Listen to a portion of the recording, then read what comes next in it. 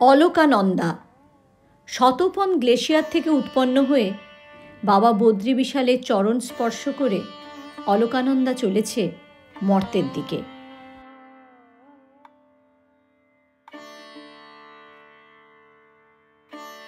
পথিমধ্যে ধৌলিগঙ্গা, নন্দাকিনী, পিণ্ডরগঙ্গা, মন্দাকিনীর মতো চারটি নদী তাদের সমস্ত ইতিহাসকে বয়ে নিয়ে এসে অলকানন্দার শক্তি বাড়িয়েছে। স্রোতস্বিনী অলকানন্দার সাথে দেবপ্রয়াগে এসে মিলিত হয়েছে ভাগীরথী, জন্ম হয়েছে মা গঙ্গার।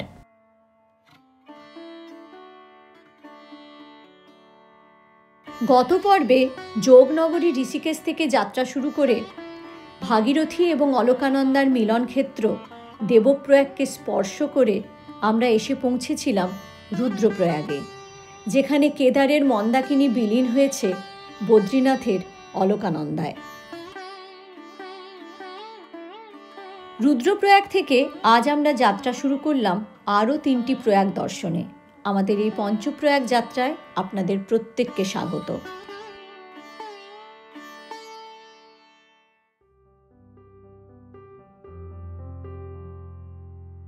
আমরা বেরিয়ে পড়েছি রুদ্রপ্রয়াগ থেকে, আর ওই যে দূরে দেখতে পাচ্ছেন টানেলটা, ওটা কেদার যাওয়ার জন্য সরাসরি একটা রাস্তা তৈরি হচ্ছে।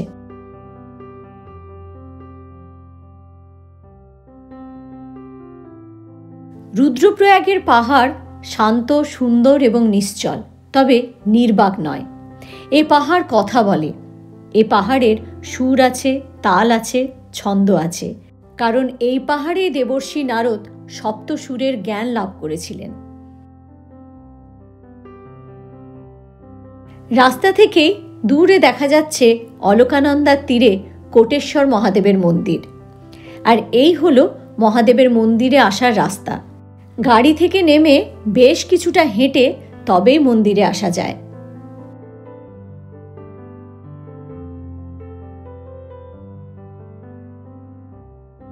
এই জায়গাতেই অলকানন্দার সবচেয়ে শীর্ণকায়া, দুটো পাহাড়ের মধ্য দিয়ে একদম সরু ধারায় বয়ে আসছে।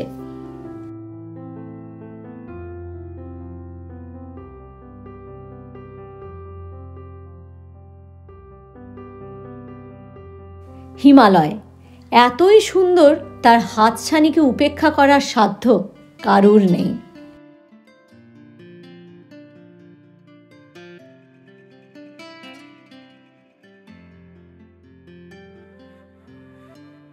দেবতাদের আবাসস্থল দেবভূমি, সে যে এমনই সুন্দর হবে এতে আর আশ্চর্য কি।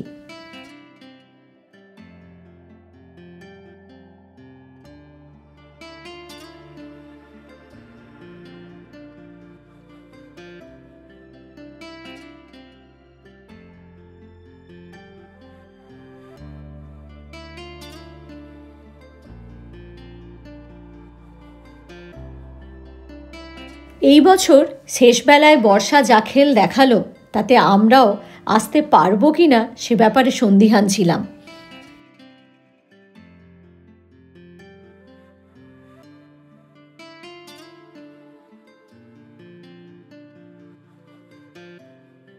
দেবভূমিতে আধ্যাত্মিক টান থাকবে, সেটাই স্বাভাবিক, তবে যে টানটা আপনি একদমই অস্বীকার করতে পারবেন না তা হলো এই অনাবিল নৈসর্গিক প্রকৃতির টান। মাথা উঁচু করে দাঁড়িয়ে আছে হিমালয়, আর তার মাঝখান দিয়ে বয়ে আসছে স্রোতস্বিনী চন্দনবর্ণা অলকানন্দা। কত ইতিহাস, কত পুরাণ, রামায়ণ, মহাভারতের গল্পকে সাথে নিয়ে কিছুটা পথ নেমে সে জন্ম দেবে ভারতের আত্মার, মা গঙ্গার।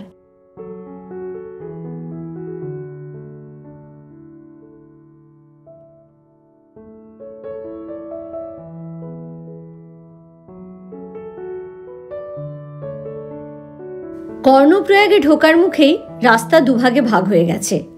ওপরের রাস্তাটা চলে যাচ্ছে আলমোড়া হয়ে নৈনিতাল, এবং নিচের রাস্তা কর্ণপ্রয়াগ হয়ে বদ্রীনাথ।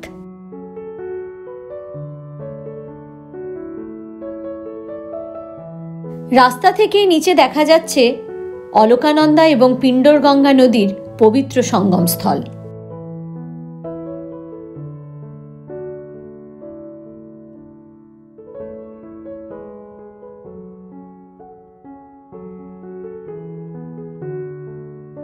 সবকটি প্রয়াগেই থাকার জন্য প্রচুর হোটেল আছে, আপনারা চাইলে থাকতেও পারেন।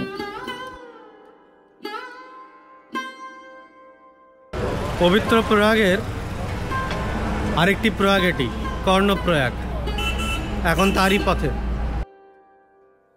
ভালো মন্দ মিশিয়ে কর্ণের মতো বিচিত্র চরিত্র মহাভারতে বোধহয় আর একটাও নেই। জন্মাবার সাথে সাথে যার মা যাকে নদীতে ভাসিয়ে দিয়েছেন, সুতপুত্র বলে দ্রোণাচার্য অস্ত্রশিক্ষা দিতেই চাননি। মিথ্যে পরিচয় দিয়ে পরশুরামের কাছে অস্ত্রশিক্ষার জন্য নেমে এসেছে অভিশাপ। আবার মৃত্যু অবশ্যম্ভাবী জেনেও যিনি কবচ কুণ্ডল অকাতরে দান করে দিতে পারেন, তেমন চরিত্র সত্যি কি আর মহাভারতে আছে একটাও?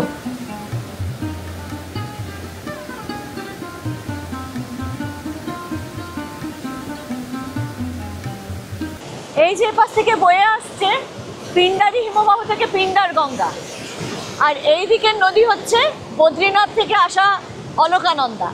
দুয়ের সঙ্গম হয়েছে এখানে কর্ণপ্রয়াগে, এবং দুয়ের মিলিত ধারা অলকানন্দা নাম নিয়ে নিচের দিকে বয়ে গেছে। বাসুদেব কৃষ্ণের কাছে কর্ণের একটি মাত্র প্রার্থনা ছিল, তার মৃত্যুর পর তাকে এমন জায়গায় দাহ করা হয় যেখানে কোনো পাপ স্পর্শ করেনি। কর্ণের মৃত্যুর পর বাসুদেব এমন জায়গা গোটা ভারতবর্ষ খুঁজেও কোথাও পেলেন না, তাই তার নিজের হাতের ওপর তিনি কর্ণকে দাহ করেছিলেন এবং সেই চিতাভস্য তিনি অর্পণ করেছিলেন পিণ্ডর গঙ্গা এবং অলকানন্দার এই পবিত্র সঙ্গমে। তাই এই সঙ্গমস্থলের নাম কর্ণপ্রয়াগ। দূরে দেখা যাচ্ছে কর্ণ মন্দির। পুরনো কর্ণ মন্দিরটি কালের নিয়মে ধ্বংসপ্রাপ্ত হওয়ার পর শঙ্করাচার্য নতুন মন্দির তৈরি করান। সেই থেকে নিয়মিত এই মন্দিরটিতে পুজো পাঠ হয়।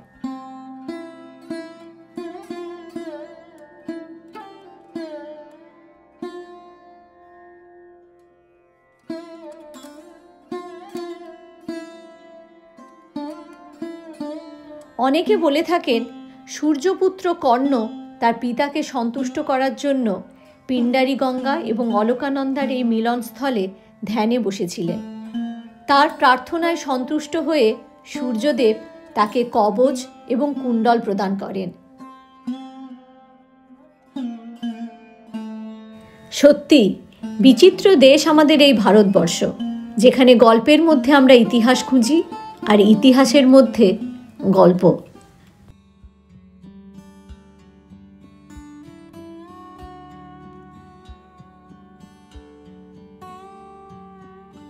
আমরা বেরোনোর ঠিক দিন 10 আগে আমাদের ড্রাইভার দাদা ফোনে এই ধসটার কথাই আমাদের বলছিলেন। একটা গাড়ি পুরো ধসের নিচে চাপা পড়ে গেছিল, সামনের হোটেলটাও অনেক ক্ষতিগ্রস্ত হয়েছিল। এখন আমরা চাক্ষুষ করছি, সত্যিই কি ভয়ঙ্কর অবস্থা।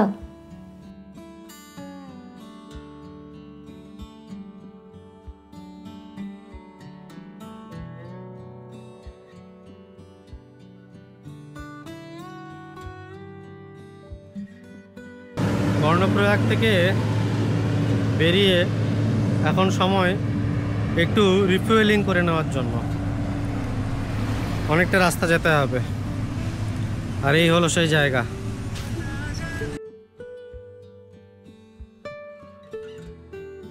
পঞ্চপ্রয়াগের সবচেয়ে সুন্দরতম প্রয়াগ নন্দপ্রয়াগে আপনাদের প্রত্যেককে স্বাগত। কর্ণপ্রয়াগ থেকে মাত্র 20 কিলোমিটারের পথ নন্দরাজার নন্দপ্রয়াগ।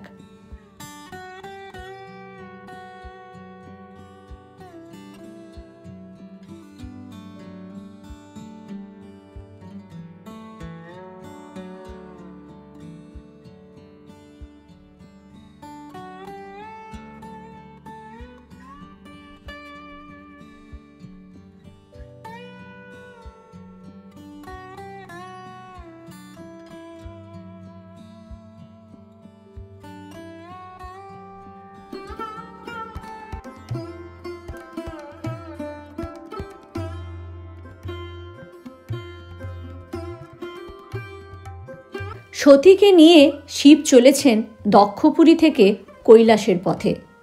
পথিমধ্যে সতীর পেল ভয়ঙ্কর জলের তেষ্টা। সামনেই বয়ে চলেছে খরস্রোতা অলকানন্দা, কিন্তু এ জল যে শ্রী বিষ্ণুর চরণামৃত বয়ে নিয়ে আসছে, সতী তা কীভাবে পান করবেন? তাহলে এখন উপায়? মহাদেব ছুঁড়লেন ত্রিশূল, ত্রিশূল গিয়ে পড়ল মাটিতে, মাটির থেকে উৎপন্ন হলো ত্রিশূল পর্বত, আর সেই ত্রিশূল পর্বত থেকে মিষ্টি জলের নন্দাকিনী কলকল করে বয়ে এলো। সেই সুমিষ্ট জল পান করে সতী হলেন তৃপ্ত, আর নন্দাকিনী গিয়ে মিশল অলকানন্দাতে। তৈরি হলো নন্দপ্রয়াগ।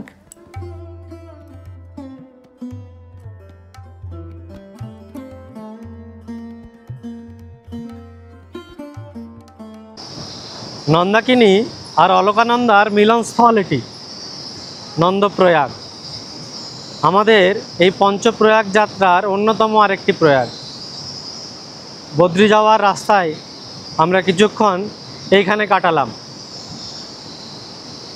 গল্প এই সমস্ত প্রয়াগকে নিয়ে কোনো শেষ নেই, প্রত্যেকটাই তার নিজের মতন করে সত্যি।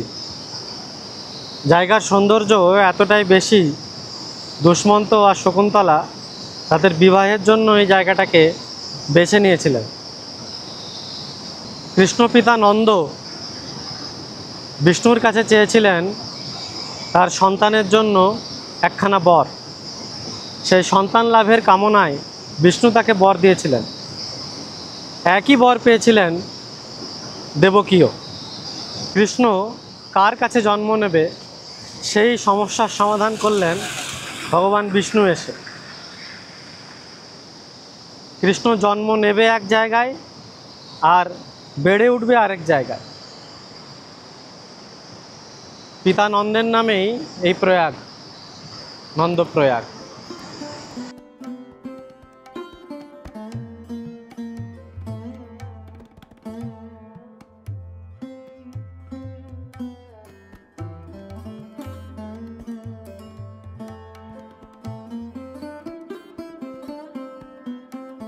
নন্দপ্রয়াগ থেকে আমরা যাত্রা শুরু করলাম। আমাদের পরবর্তী গন্তব্য এই রাস্তার শেষ প্রয়াগ তথা বিষ্ণুপ্রয়াগ।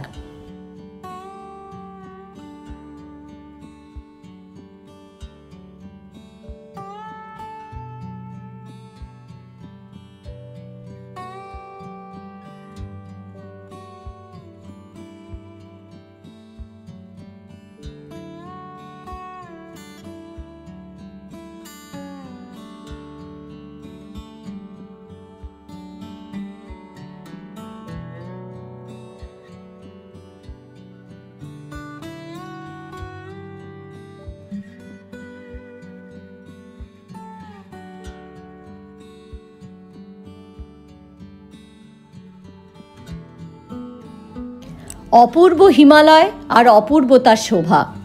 পাহাড়ের ওপরে ওপরে দেখা যাচ্ছে ছোট ছোট জনপদ। আমাদের ড্রাইভার দাদা বললেন ওপরের যে জনপদটা দেখা যাচ্ছে সেটা হলো গোপেশ্বর।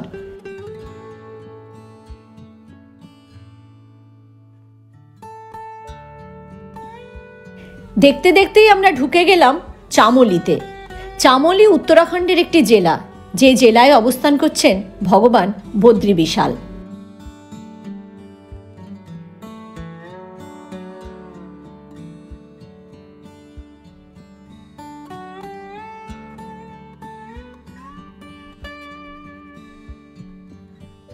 চামোলি থেকে এই নিচের রাস্তাটা চলে যাচ্ছে গোপেশ্বর এবং কেদারনাথের দিকে, আর ওপরের রাস্তা ধরে আমরা সোজা চলে যাব বদ্রীর দিকে।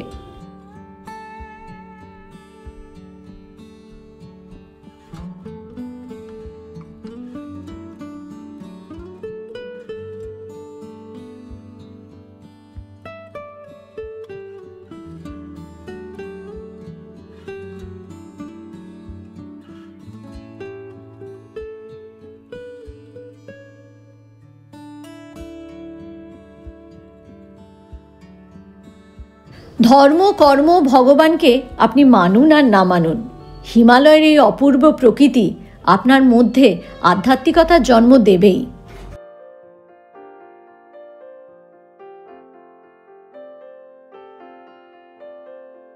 চামোলি জেলার একটা ছোট্ট সুন্দর গ্রাম পিপলকোটি।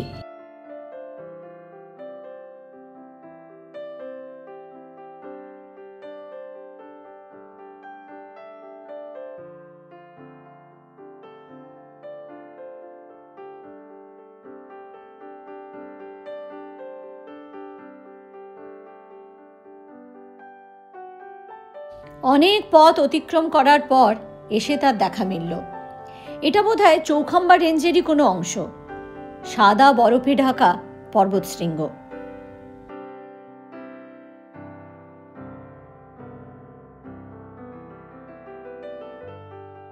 আমরা পেরোচ্ছি গরুর গঙ্গা।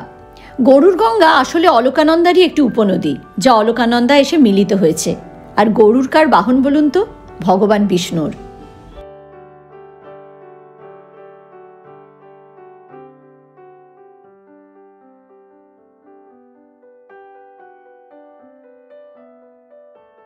গঙ্গা নদী ত্রিলোক পথগামিনী।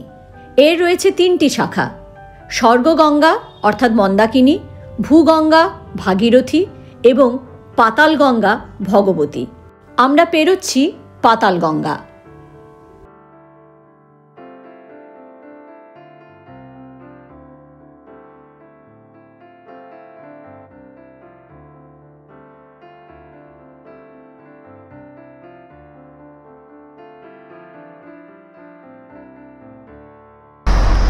পাতাল গঙ্গা পেরিয়ে এই জায়গাটায় একটু দাঁড়ালাম, একটা টি ব্রেক।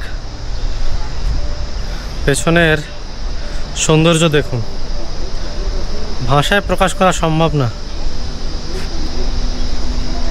যত দূর চোখ দেখা যায় তত দূরই সুন্দর। হিমালয় এরকমই সুন্দর।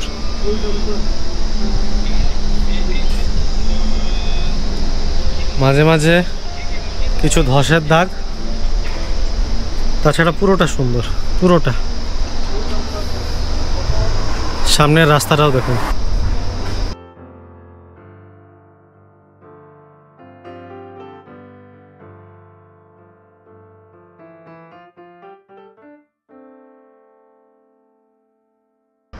যেতে হবে বাবা বদ্রির কাছে। আরও 70-75 কিলোমিটার বাকি আছে। আপাতত একটু চা খেয়ে নেওয়া যাক।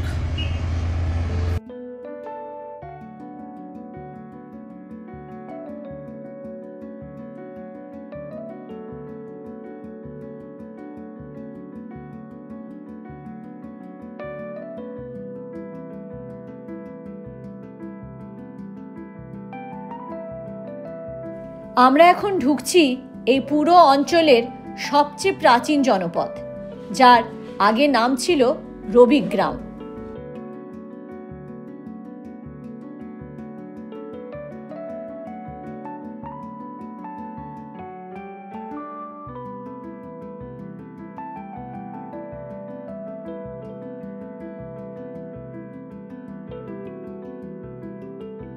আমরা চলেছি যোশী মঠের দিকে, আর পথেই চোখে পড়ল নন্দা দেবী বায়োস্ফিয়ার রিজার্ভের একটা দারুণ সুন্দর ভিউ পয়েন্ট।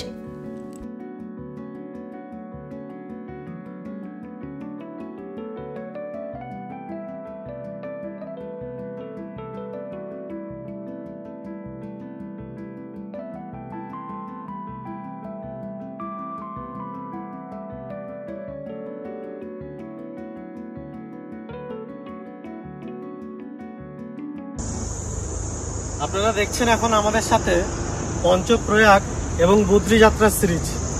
আশা করি এই ভিডিওগুলো আপনাদের ভালো লাগছে। আপনাদেরও যদি কোনো বক্তব্য থেকে থাকে বা অভিজ্ঞতা থেকে থাকে, তাহলেও আপনারা এই কমেন্টের মাধ্যমে আমাদেরকে জানান। আশা করি এতে আমরাও অনেক বেশি উপকৃত হব। চলেছি আমরা বদ্রীর পথে, এখন যোশী মঠ। আর এখান থেকে মোটামুটি ঘন্টা 1.5-2 ম্যাক্সিমাম। আমরা একটু ধীরে ধীরে যেতে বেশি পছন্দ করি, কারণ শুধুমাত্র রাস্তায় যে পৌঁছে গেলাম সেটা আমার উদ্দেশ্য না। আমার উদ্দেশ্য মাঝে মাঝে দাঁড়ানো, মাঝে মাঝে আমি দেখব পুরো হিমালয়কে, পুরো গাড়োয়াল হিমালয়কে উপভোগ করতে করতে আমি যাব। এটাই ছিল আমাদের উদ্দেশ্য। তাই পঞ্চপ্রয়াগের যে প্রয়াগে সম্ভব, যতটা সম্ভব আমরা ততটা ব্রেক দিয়েছি। জ্যোতির্মঠ নগর তরুণের পাশ দিয়েই যে রাস্তাটা সোজা ওপর দিকে উঠে গেছে, সেটি চলে যাচ্ছে ভারতের শীতকালীন পর্যটন মানচিত্রের খুব জনপ্রিয় একটি জায়গা আউলির দিকে, মাত্র 16 কিলোমিটার।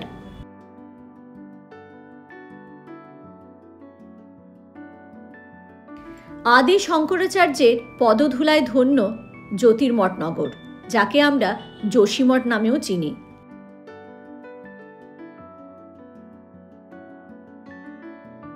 যোশীমঠ ভারতবর্ষের এমন একটি নগর যা ধীরে ধীরে তলিয়ে যাচ্ছে কালের গভীরে, আর আমরা শুধুমাত্র চেয়ে দেখছি।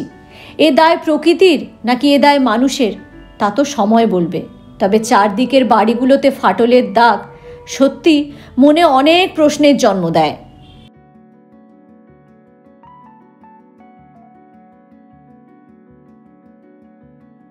আমরা এসে পৌঁছলাম যোশীমঠের সবচেয়ে গুরুত্বপূর্ণ মন্দিরগুলির মধ্যে অন্যতম নরসিংহ মন্দিরে।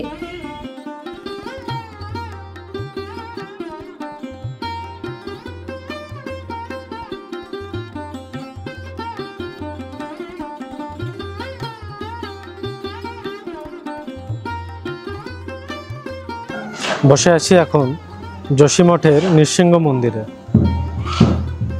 কেদারনাথের মন্দিরের আদলে এই মন্দিরটি বানানো হয়েছে।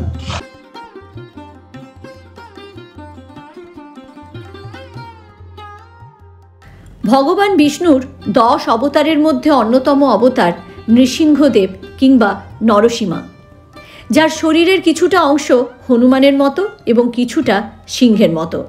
স্থানীয় মানুষের বিশ্বাস অনুযায়ী নৃসিংহদেবের হাতগুলো ক্রমশ সরু হয়ে আসছে এবং সেই হাত যখন ভেঙে যাবে তখন বদ্রীবিশালের নর এবং নারায়ণ পর্বত একত্রে মিলিত হয়ে যাবে এবং বদ্রীনাথ ধামের অস্তিত্ব থাকবে না। বদ্রীবিশাল তখন নেমে আসবেন বিষ্ণুপ্রয়াগের কাছে ভবিষ্য বদ্রী মন্দিরে। যোশীমঠ থেকে নৃসিংহ মন্দির দেখে আমরা এখন আবার বদ্রীর পথে।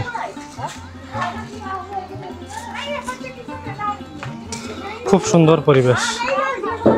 প্রতিটা মন্দিরের শুরুতেই যেরকম থাকে ফুল, প্রসাদ, এগুলো ছোট ছোট দোকান।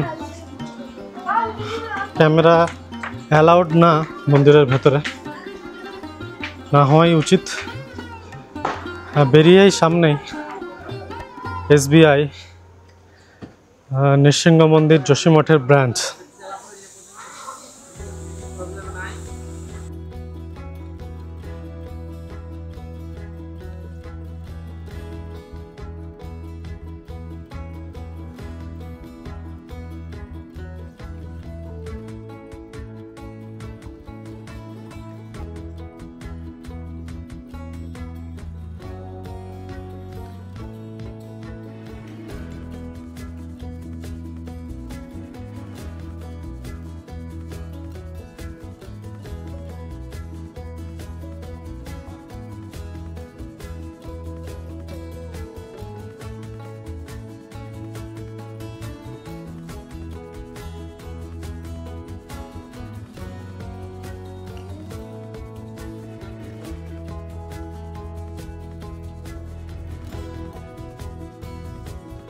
হিমালয় এবং অলকানন্দাকে সাথে নিয়ে আমরা এসে পৌঁছে গেলাম এই রাস্তার শেষ প্রয়াগ, বিষ্ণুপ্রয়াগে।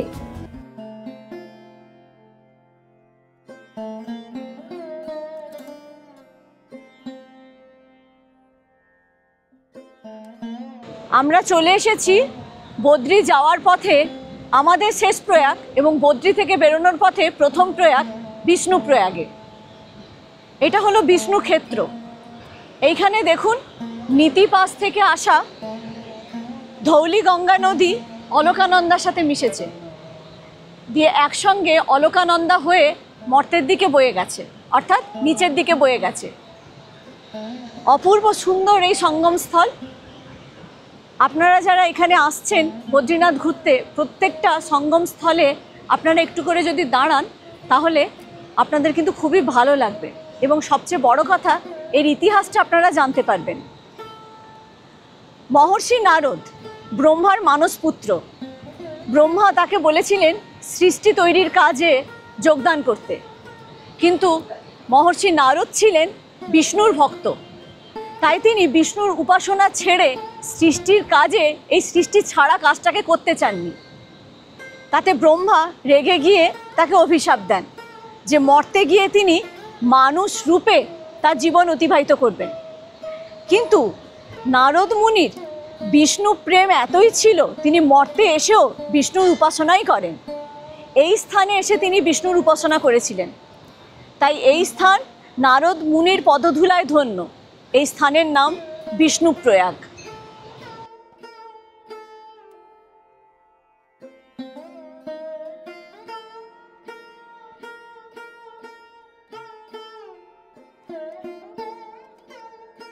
ব্রিজের ওপর থেকে দেখা যাচ্ছে নিচে পবিত্র সঙ্গমস্থল।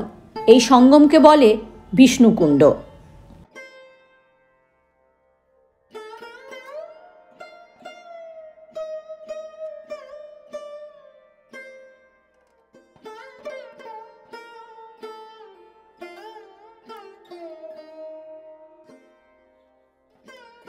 নর এবং নারায়ণ দুই পাহাড়ের মধ্য দিয়ে প্রচণ্ড বেগে নেমে এসেছে অলকানন্দা।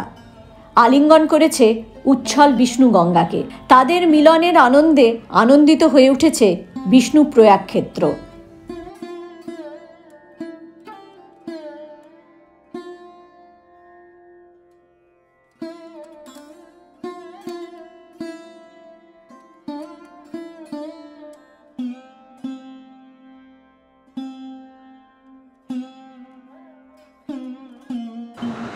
আমরা এখন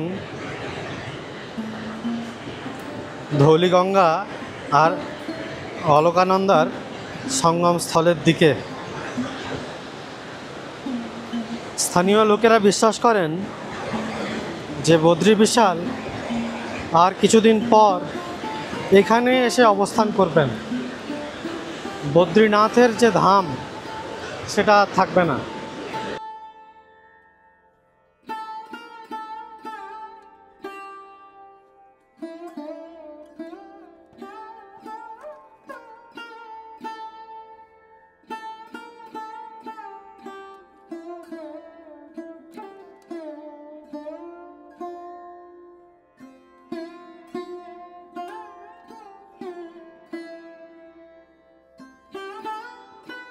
ইন্দোরের মহারানী অহল্যাবাই 1889 সালে এই মন্দির এবং এই সঙ্গম ঘাট তৈরি করেন। মন্দিরের প্রধান বিগ্রহ নারায়ণ। এটি বিষ্ণু মন্দির নামেই খ্যাত।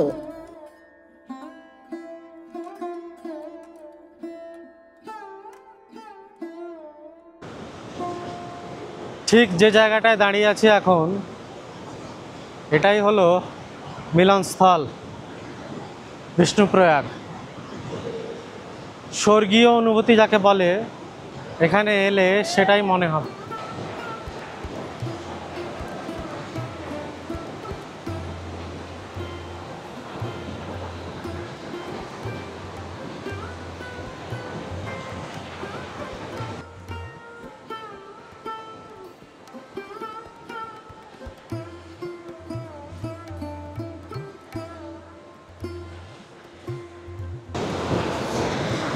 আপনারা দেখছেন আমাদের 5 প্রয়াগ যাত্রা এবং বদ্রীনাথ ধাম যাত্রা।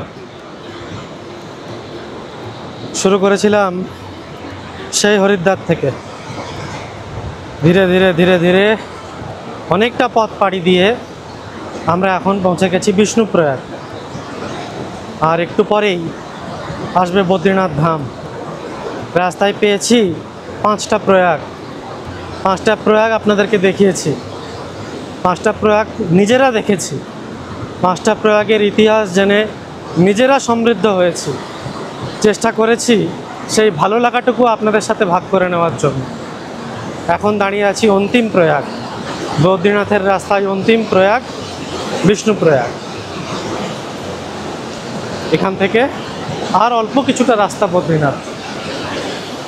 যোশীমঠ থেকে এই বদ্রীনাথের নতুন যে রাস্তাটা NH-58, যেটা দিল্লি থেকে বদ্রীনাথ পর্যন্ত কানেক্ট করে, সেই রাস্তার লাস্ট কিছুটা পোর্শনে এখন আমরা আছি।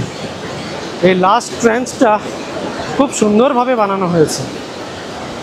এই রাস্তা মাঝে মাঝেই ধসে, প্রাকৃতিক বিপর্যয়ের কারণে মাঝে মাঝে বিভিন্ন রকমভাবে ক্ষতিগ্রস্ত হয়, কিন্তু আবার তাকে চেষ্টা করা হয় নতুনভাবে গড়ে তোলার জন্য, যাতে পূর্ণযাত্রীরা, তীর্থযাত্রীরা দর্শন করতে পারে বদ্রী বিশালকে। বিষ্ণুপ্রয়াগ থেকে বেরিয়ে গাড়ি ধরবো, এখন যাব বদ্রীনাথ ধাম।